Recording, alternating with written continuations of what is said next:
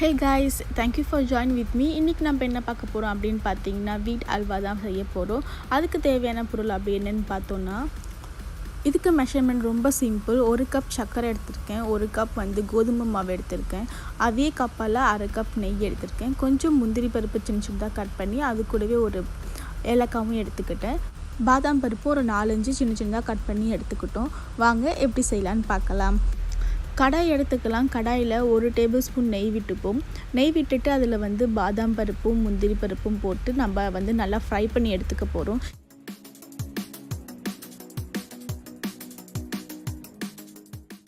நல்லா வதங்கி எடுத்து இப்போ இதை எடுத்து தனியாக ஒரு பவுலில் வச்சுட்டு இது கூடவே ஒரு 2 டேபிள் ஸ்பூன் நெய் கலந்துக்கலாம்.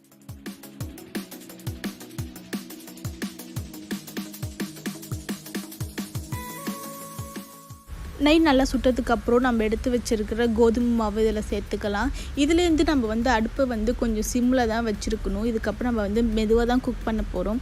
ஏன்னா கோதுமை மாவு ரொம்ப சீக்கிரமாக கெட்டியாக சான்ஸ் இருக்குது. ஸோ நம்ம சிம்மில் வச்சு நல்லா நம்மள வதக்கி எடுத்துக்கலாம். இதே மாதிரி இது நல்லா கெட்டியாகாமல் நம்ம ரோஸ்ட் பண்ணி எடுத்துக்கலாம். இதே ரோஸ்ட் ஆகிட்டு இருக்க கேப்பில் நம்ம சுகர் சிரப் செய்யணும். அதுக்காக நான் என்ன பண்ண போகிறேன்னா ஒரு சாஸ்பேனில் நம்ம கோதுமை மாவு எவ்வளோ எடுத்தோமோ அதே பவுலால் 3 பவுல் நம்ம தண்ணி ஊற்ற போகிறோம். 3 பவுல் தண்ணி ஊற்றிட்டு நம்ம எடுத்து வச்சுருக்கிற ஒரு பவுல் சர்க்கரையும் சேர்த்து நம்ம நல்லா சூடு பண்ண போகிறோம். இது ஒரு கொதி வரணும், அது வரைக்கும் இதை கொதிக்க விட போகிறோம். அதே கேப்பில் நீங்கள் இதை அப்பப்போ கிளறி விடுங்க, இல்லைன்னா அடியில் ரொம்ப ப்ரௌன் ஆகிடும், மேலே கலர் சேஞ்ச் ஆகாமல் இருக்கும். ஸோ உங்களுக்கு 2 கலராக தெரியும். இப்போ நம்ம சுகர் சிரப் ரெடியாக எடுத்து சுகர் நல்லா டைல்யூட் ஆகிட்டு இப்போ அதை எடுத்து இந்த மிக்ஸ் கூட போட்டு கொஞ்சம் கொஞ்சமாக தண்ணி ஊற்றி நம்ம மிக்ஸ் பண்ண போகிறோம். மிக்ஸ் பண்ணும்போது கொஞ்சம் கொஞ்சமாக தண்ணி ஊற்றி மிக்ஸ் பண்ணுங்கள். ஒரேடியாக ஊற்றிட்டிங்கன்னா அது ரொம்ப நிறையா கெட்டியாக ஆகிடும். நல்லா உங்களால் அட்ஜஸ்ட் பண்ணவே முடியாது. ஸோ இந்த மாதிரி உங்களுக்கு கெட்டியாகிடுச்சு சப்போஸ் அப்படிங்க பார்க்கும்போது நீங்கள் இந்த மாதிரி ஒரு விஸ்கை எடுத்து நம்ம நல்லா கிளறி விட்டோம்னா அந்த கெட்டியாக இருக்கிற லம்ப்ஸ் எல்லாமே டைல்யூட் ஆகிடும், நம்மளுக்கு கெட்டியாகவே ஆகாது.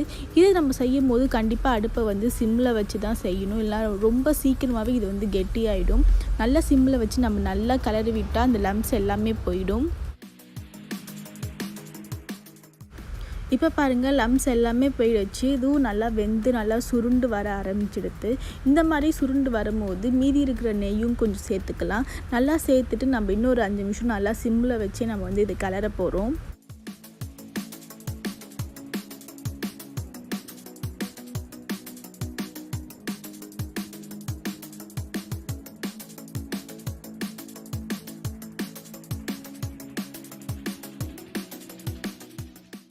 அவ்வளோதான், ஒரு 3-4 நிமிஷத்தில் இந்த மாதிரி எல்லாமே நல்லா ஒன்றா திரண்டு வந்துடுச்சு. நம்மளோட வீட் அல்வா ரெடி ஆகிடுது.